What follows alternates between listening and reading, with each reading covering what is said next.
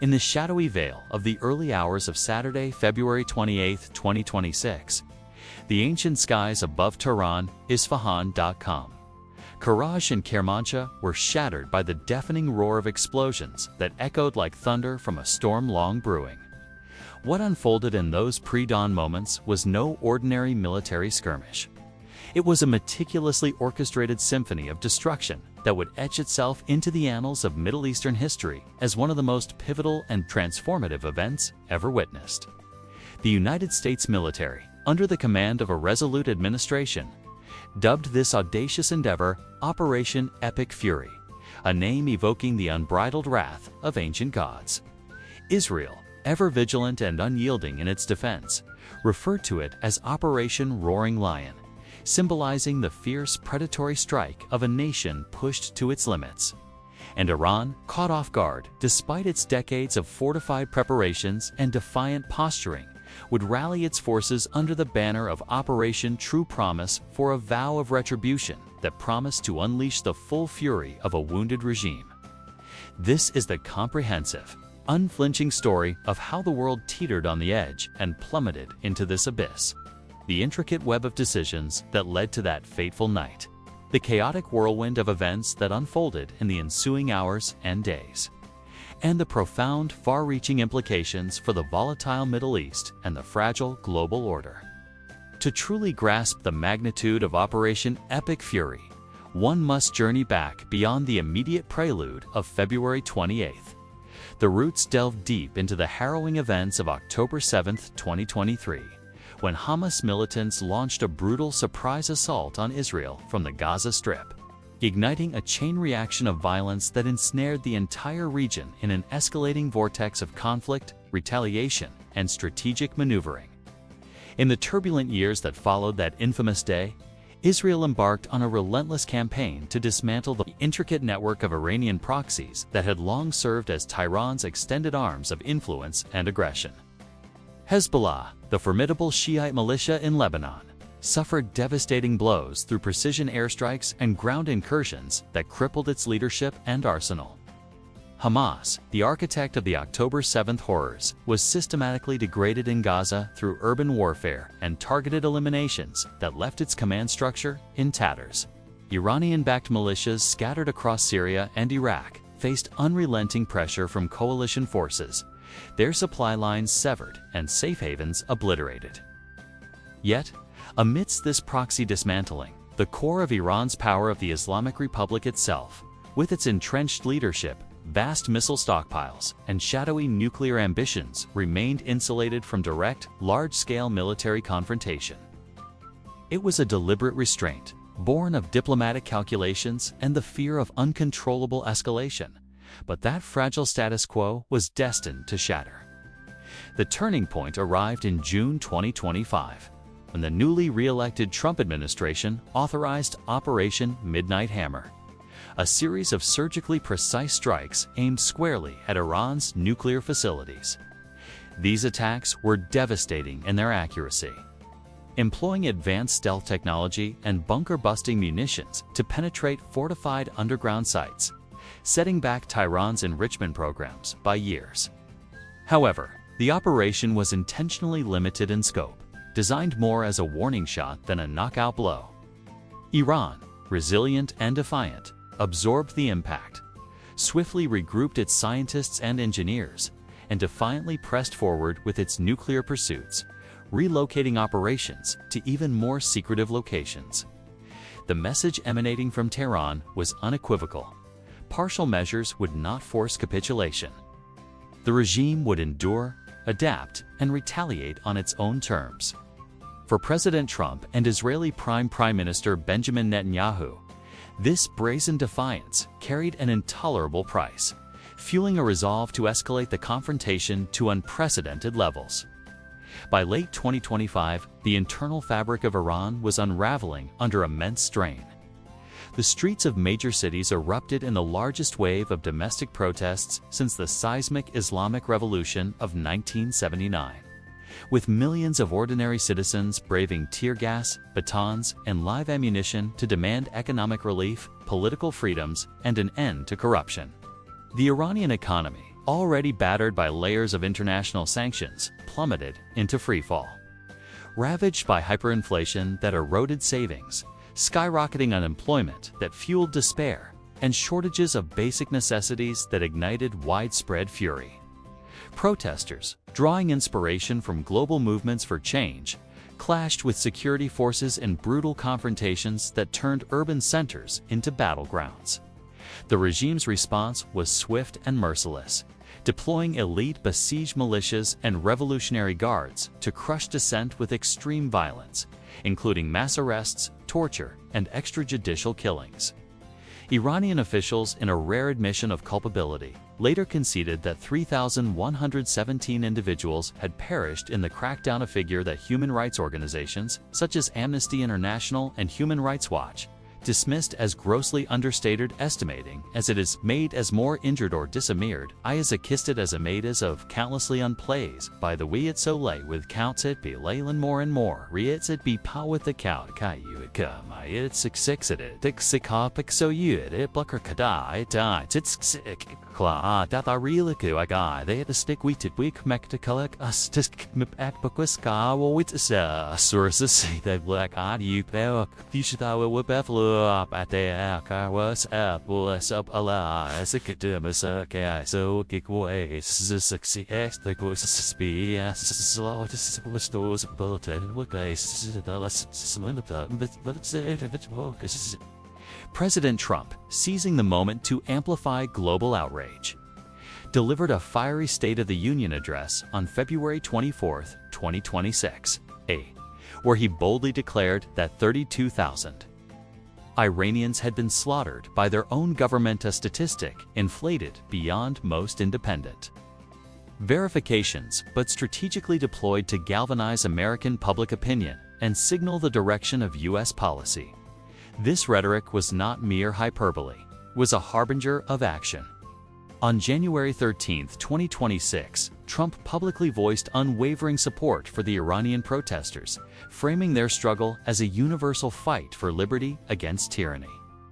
Just 10 days later, he announced the deployment of a formidable U.S. armada to the Middle East, including the nuclear-powered aircraft carriers USS Abraham Lincoln and USS Gerald R. Ford, accompanied by their strike groups of cruisers, destroyers, and submarines. This massive naval buildup, positioning overwhelming firepower in the Arabian Sea and Persian Gulf, sent an unmistakable message. America was no longer content with containment. It was gearing up for a decisive intervention that could redefine the region's power dynamics.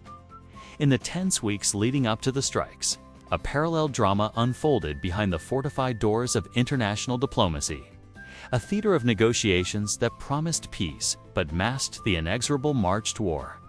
On February 6, 2026, representatives from Iran and the United States engaged in indirect nuclear talks in Muscat, Oman's serene capital, a neutral ground long favored for such delicate discussions due to the Sultanate's reputation for impartial mediation. These talks, facilitated by Omani diplomats, aimed to revive elements of the defunct 2015 Joint Comprehensive Plan of Action (JCPOA), with discussions centering on uranium enrichment limits, inspection regimes, and sanctions. No, I might have forced their hands a bit, implying American pressure on Tel Aviv to act decisively. He further asserted, without declassified evidence at the time, that Iran was on the verge of a preemptive strike, citing intercepted communications and satellite imagery of missile mobilizations.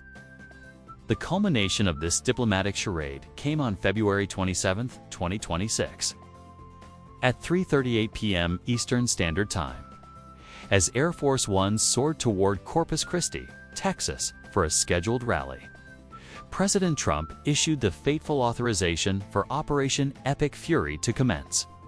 This decision, made mid-flight amid briefings from Joint Chiefs and CIA Director, bypassed traditional congressional oversight in favor of expediency. The gang of 8 comprising key bipartisan leaders from the Senate and House Intelligence Committees were briefed shortly thereafter in a classified session, but no formal war declaration was sought. No public debate ensued. Critics, including legal scholars from the American Civil Liberties Union, later argued this violated the war powers resolution. But in the heat of the moment, the machinery of war accelerated unchecked.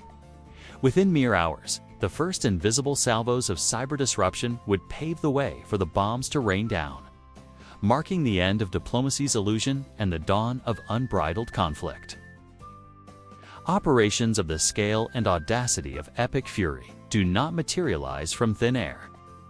They are the product of months, if not years, of painstaking intelligence gathering, technological innovation, and interagency collaboration that borders on the obsessive. For nearly a year prior, the CIA and Israel's Mossad had forged an unbreakable alliance, pooling resources to construct a targeting architecture of unparalleled sophistication and depth. This was no mere reconnaissance.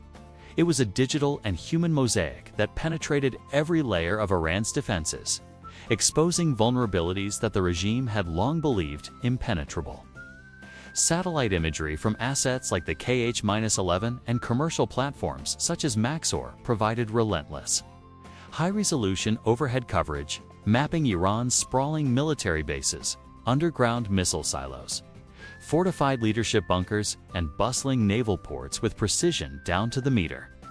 Signals intelligence, SIGINT, harvested by the National Security Agency NSA and its Israeli counterparts, intercepted a torrent of communications encrypted radio chatter, satellite phone calls, and electronic emissions from radar rays, building a real-time portrait of Iranian command-control hierarchies.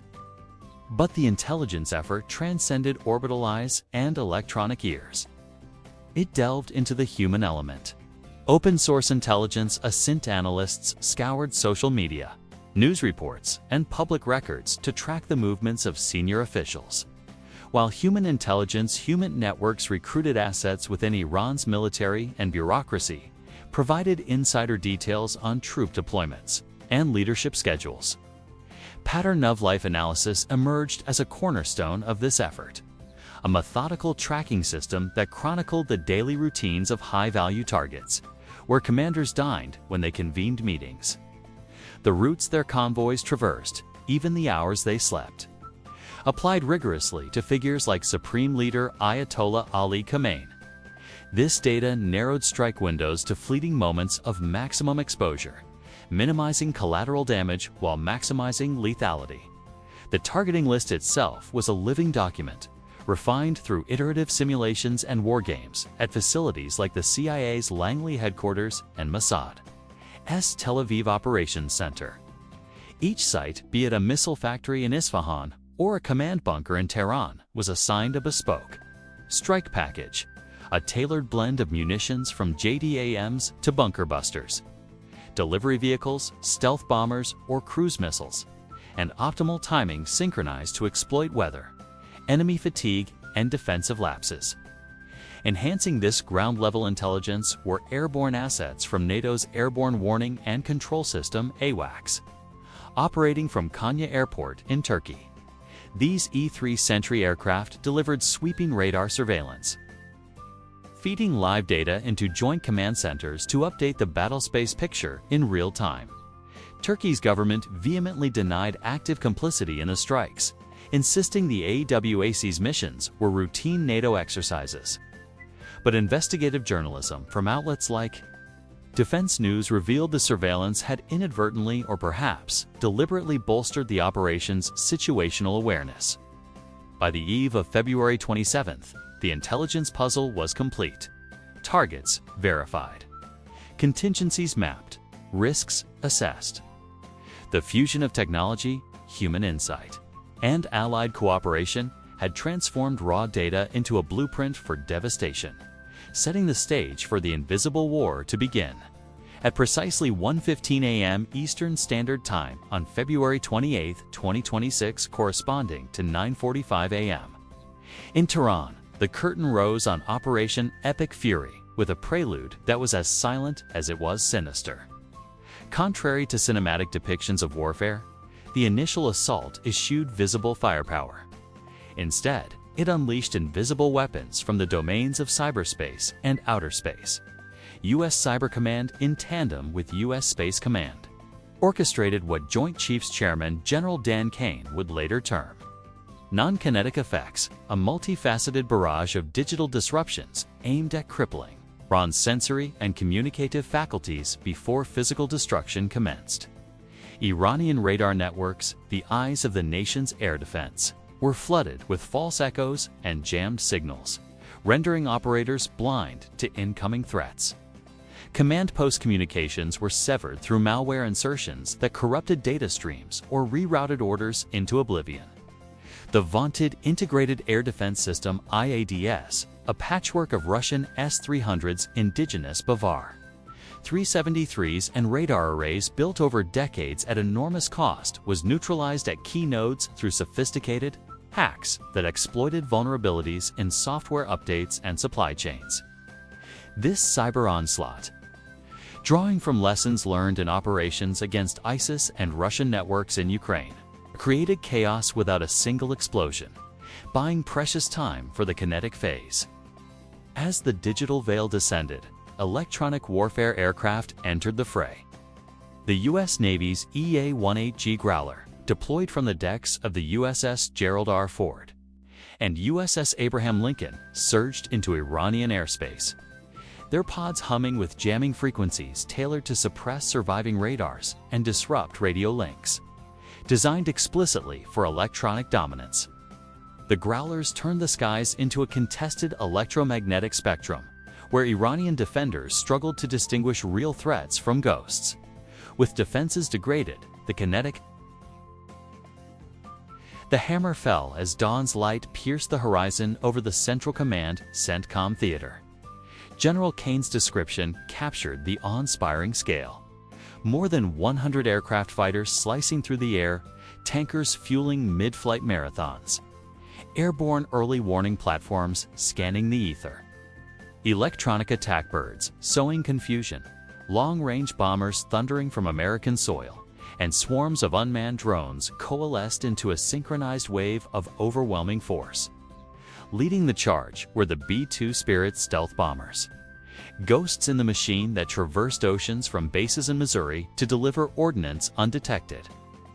Invisible to radar, these flying wings targeted hardened bunkers with GBU-57 massive ordnance penetrators, burrowing deep before detonating. Flanking them were B-1B Lancer bombers, unleashing salvos of Joint Air-to Surface Standoff Missiles JASSMs against missile factories, and B-52 Stratofortresses pounding command centers with GPS-guided bombs. From the carriers, 3-5 Sea Lightning E-stealth Marvels blending sensor fusion and low observability launched in waves, supported by FA-18 Super Hornets for multi-rolly strikes. Pre-positioned F-2 to Raptors in Israel, a historic first for combat deployment there. Ensured air supremacy, their advanced radars and missiles ready to swat any Iranian interceptors. F-15 Strike Eagles and F-16s, including seed suppression of enemy air defenses. Variants dubbed Wild Weasels mopped up remaining threats with HARM anti-radiation missiles. Naval assets amplified the assault. Arleigh Burke destroyers volleyed Tomahawk Block V cruise missiles, some featuring experimental stealth enhancements like black coatings and forward-swept wings for reduced detectability, navigating terrain at treetop levels. Himmer Systems ashore fired precision strike missiles, PRSMs, in their combat debut, arcing ballistically toward fortified sites. And in a poetic twist of fate, Task Force Scorpion Strike unleashed Lucas drones, low-cost, uncrewed combat attack systems inspired by Iran's own shape designs, but refined with American precision guidance. CENTCOM's statement underscored the irony, modeled after the very drones Iran exported to aggressors worldwide. These platforms now deliver retribution with unerring accuracy. In the initial 12 hours, over 900 strikes ravaged targets. By 24 hours, the tally exceeded 1,000. Within 48 hours, more than 1,250 sites lay in ruins. A testament to the operation's blistering pace and precision. At the heart of Operation Epic Fury lay one of the most audacious and controversial decisions in contemporary warfare: the targeted elimination of Iran's supreme echelons, a decapitation strike aimed at severing the regime's head from its body. Israeli Prime Minister Benjamin Netanyahu, in a nationally televised address hours after the operation's launch, boldly claimed responsibility for these leadership. It's framing them as a necessary act of self-defense, coordinated seamlessly with U.S. efforts to dismantle broader military capabilities. President Trump, in his initial Oval Office remarks, stopped short of admitting direct U.S. involvement in the Supreme Leader's demise, but issued a stark ultimatum to the Islamic Slow Revolutionary Guard Corps, IRGC, surrender now or face certain death. A phrase that echoed through global media and underscored the psychological warfare at play. The operational division of labor was strategic and deliberate. Israel, leveraging its decades-long intelligence penetration into Iranian circles through Mossad's legendary human networks. And cyber espionage took the lead on regime figures whose movements had been tracked with forensic detail. The U.S., with its unmatched aerial and missile assets, focused on degrading military infrastructure, providing cover and amplification. On March 1, 2026, Iranian state media, after initial denials, somberly confirmed the unthinkable. Supreme Leader Ayatollah Ali Khamenei had been killed in a precision airstrike on his fortified Tehran compound, a blast that obliterated the site and symbolized the regime's vulnerability. Also felled in the opening salvos was Ali Shamkhani, the influential former secretary of the Supreme National Security Council, whose death disrupted key decision-making channels. By the close of the first 48 hours, the Israeli Defense Forces (IDF) publicly tallied 40 senior Iranian commanders eliminated, including General Abdolrahim Mousav, the Chief of Staff of the Iranian Armed Forces, a linchpin in military coordination, whose loss sowed confusion across ranks. CENTCOM's releases detailed strikes on IRGC hubs, the Aerospace Forces Headquarters, Tharula Command Center, Valley Asar Barracks, Tehran Revolutionary Court, and internal security apparatus. All pillars of the regime's coercive power reduced to smoldering craters. Israeli forces went further, demolishing Iran's national broadcasting headquarters, silencing the regime's propaganda machine and the Assembly of Experts building, the clerical body tasked with leadership succession, in a move that investigative analysts at the Council on Foreign Relations interpreted as a deliberate assault on institutional legitimacy. These were not random hits. They were surgical incisions into the nervous system of Iranian governance, designed to induce paralysis and foster internal collapse. While Operation Epic Fury was not exclusively a nuclear-focused campaign, that mantle belonged to the prior Operation Midnight Hammer in June 2025, which had inflicted grievous damage on enrichment cascades and research labs. The 2026 strikes incorporated a nuclear dimension to ensure no resurgence. Verified reports from IAEA inspectors and satellite imagery, analyzed by the James Martin Center for Non-Proliferation. Studies confirmed U.S. hits on the Atomic Energy Organization headquarters in Tehran, vaporizing administrative records and scientific talent. The Parchin military complex, long shrouded in suspicion for hosting explosive tests linked to nuclear weaponization, was pummeled by bunker busters, unearthing craters that exposed underground chambers. Additional salvos targeted the Isfahan uranium conversion facility, disrupting feedstock production for centrifuges. On March 3rd, IDF jets struck the Minsadai complex, a secretive site believed to house advanced nuclear simulations and detonator research based on intelligence leaks from defectors.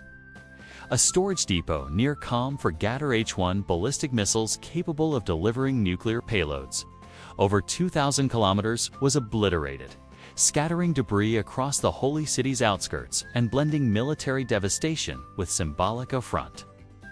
Qom, as Iran's spiritual epicenter, saw its administrative structures hit alongside arsenals, a tactic that amplified psychological impact. The Bushehr nuclear reactor, a Russian-built civilian power plant operated with Rosatom assistance, escaped direct targeting to avoid radiological catastrophe. But the evacuation of nearly 100 Russian technicians on February 28 signaled Moscow's wariness. Rosatom's statement emphasized continued operations with skeletal staff. But the proximity of strikes heightened tensions, prompting diplomatic cables from the Kremlin warning against escalation that could contaminate Allied interests. This nuclear thread, woven into the broader tapestry, underscored the operation's aim, not just to punish, but to permanently neuter Iran's atomic aspirations. The maritime theater of Operation Epic Fury unfolded as a high-stakes chess game across vast ocean expanses, where American naval supremacy clashed with Iran's asymmetric tactics in a bid for control of vital sea lanes. The USS Abraham Lincoln and USS Gerald R. Ford carrier strike groups served as floating fortresses in the Arabian Sea, launching aircraft and missiles that reached inland targets while dominating surface and subsurface domains. Arleigh Burke-class destroyers, exemplified by the USS Pinckney, unleashed barrages of Tomahawks, their vertical launch systems glowing with exhaust as missiles arced toward Iranian shores. Overhead, P-8 Poseidon patrol planes and MQ-9 Reapers provided unblinking surveillance, detecting submarine periscopes and fast-attack boat swarms with sonar buoys and infrared sensors. Iran's naval forces, the IRGC Navy's agile speedboats, and the regular Navy's frigates mounted a desperate counteroffensive, but the mismatch was stark. In the operation's opening hours, the IRGC's converted drone carrier Iris Shahid Bagheri was struck by a submarine-launched torpedo, sinking with its payload of Shate drones and helicopters, eviscerating Tehran's sea-based unmanned threat. By March 1st, Trump proclaimed via Truth Social the sinking of 9 Iranian warships and the demolition of naval headquarters in Bandar Abbas. CENTCOM's Admiral Brad Cooper elaborated on March 4th, confirming over 20 vessels destroyed or disabled, including a Ghadar-class midget submarine, the catamaran corvette Shahid Soleimani, a Yamaran-class frigate at Chabahar, and the massive support ship IRN's Macron, which satellite photos showed engulfed in flames at its pier. The pinnacle of naval drama occurred on March 4th morning when the Iran's Dina modern Mauj-class frigate, commissioned in 2021, was torpedoed by a U.S. Virginia-class submarine off Sri Lanka's coast far from home waters, sinking with 148 sailors lost and only 30 rescued. This strike highlighted American undersea hunters' global reach, patrolling choke points like the Strait of Malacca. Admiral Cooper's blunt assessment, "We are sinking the entire Iranian Navy," resonated as fact. With Iran's fleet reduced to scattered remnants, Iran's threats to seal the Strait of Hormuz, through which 20% of global oil transits materialized in attacks on shipping. The Palau-flagged tanker Skylights struck off Oman U.S.-flagged Stena Imperative hit in the Gulf, and Honduras-flagged 8th Nova damaged. Retaliatory strikes on Saudi Arabia's Ras Tanura terminal disrupted exports, spiking Brent crude to $150 per barrel. F-35Cs from the Lincoln enforced maritime security, intercepting mine-laying boats and ensuring the strait's patency amid economic turmoil. Iran's response was swift and sprawling, launching Operation True Promise as a testament to its resilience and rage. In the initial wave, over 420 ballistic missiles and drones rained down on 9 countries and naval targets, a scattershot barrage intended to overwhelm defenses and exact vengeance. Israel bore 162 missiles, 39%, the UAE 167, 40%, Qatar 46, 11%, with others hitting Kuwait, Bahrain, Jordan, Saudi Arabia, and Iraq. This escalation transformed the conflict into a regional conflagration. In Israel, a salvo struck Beit Shemesh, killing 8 civilians and wounding dozens amid collapsing buildings. Explosions rocked UAE's Abu Dhabi, 1 dead, Bahrain 3 wounded, Qatar's Doha, Dubai, and Saudi sites. Kuwait suffered 1 fatality and 32 injuries. Its U.S. embassy struck and shuttered indefinitely. Dubai International Airport saw 4 employees injured. A drone ignited Bahrain's Crown Plaza. Debris fired Burj Al Arab and Jebel Ali port. Direct hits on U.S. assets claimed 3 soldiers in Kuwait, initially reported as 6, with 5 injured. The IRGC boasted destroying a VOD radar in the UAE and striking a U.S. ship in the Indian Ocean, claims unverified, as the Navy reported no losses. Proxies amplified the assault. Hezbollah pounded Haifa with rockets. Iraqi militias claimed 27 attacks on U.S. bases. Yemen's Houthis threatened Bab al-Mandab closure and Saudi confrontation. The retaliation's breadth, while causing limited strategic damage due to intercepts, sowed fear and drew in allies, fulfilling dire predictions of wider war. The cyber front of epic fury represented a paradigm shift, with U.S. cyber and space commands striking first to dismantle Iran's digital backbone. Non-kinetic operations jammed radars, severed links, and injected malware into IADS, creating blind spots exploited by physical forces. EA-18G growlers augmented this with electromagnetic jamming, layering confusion. Iran countered via groups like Islamic Cyber Resistance and FAD Team, hacking Israeli sites and defense firms. Hezbollah targeted Iron Dome and Vigilair servers. Physical strikes disrupted AWS in the UAE, causing outages. Yet, as Recorded Future and Checkpoint noted, no strategic cyber blow landed. Partly due to Iran's self-imposed internet blackout, a double-edged sword, limiting offensive reach while shielding against infiltration. The invisible war underscored modern conflict's hybrid nature, where code rivals kinetics in lethality. Epic fury showcased America's arsenal in full glory. F-22s deployed for air dominance over Iran, a rare feat. F-35Cs from carriers executed deep strikes. F-15Es and F-16s suppressed defenses. B-2 South penetrated for bunker hits.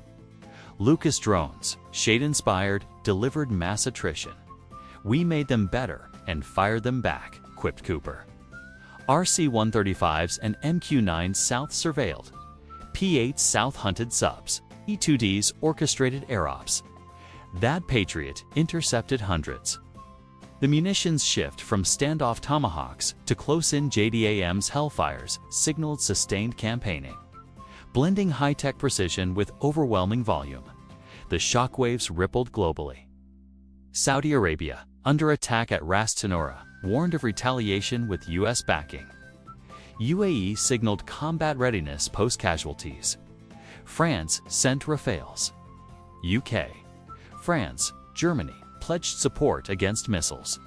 Turkey denied Konya involvement amid NATO strains. South Korea reviewed impacts on expats and oil. Russia evacuated Bashar staff, alarmed at threats to investments. Oil surged on Hormuz fears. At the UN, U.S. ambassador Waltz justified strikes. Critics decried illegality, sans Security Council nod. The operation redrew alliances, escalating tensions from Europe to Asia. As March 2026 dawned, epic fury intensified. Hegseth vowed escalation. Kane predicted strikes on infrastructure and missiles. 300 launchers destroyed, 4,000 Israeli munitions expended. 20 vessels sunk. 40 commanders killed, including Khamenei, Mousav, and Quad's deputies. Iran's fragmented leadership rejected talks amid ongoing strikes on Dubai, Abu Dhabi, Doha, Beersheba. Trump's 4-week timeline clashed with relentless lethality, portending prolonged transformation.